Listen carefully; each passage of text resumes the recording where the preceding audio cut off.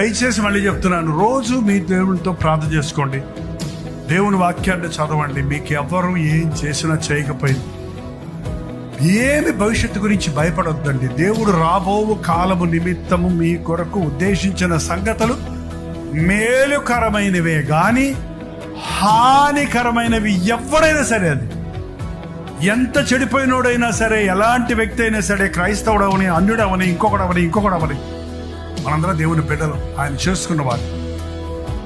నీవు ఎరగక ముందే నిన్ను ప్రేమించిన ప్రభువు నీకు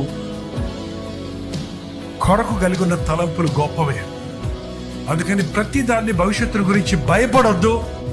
భవిష్యత్తు కొరకు మనుషుల మీద ఆధారపడొద్దు. నాకు డిగ్రీలుంటే బతికిపోతాను, నాకు డబ్బులుంటే బతికిపోతాను, నాకు ఇల్లు ఉంటే క్షేమంగా ఉంటాను, నాకు ఇతర దేశంకి వెళ్ళి సెటిల్ అయిపోతే నాకు ఇంకెవడు తొంట ఉండదు అనే ఆలోచనలతో మనుషులు నిండిపోతాడు.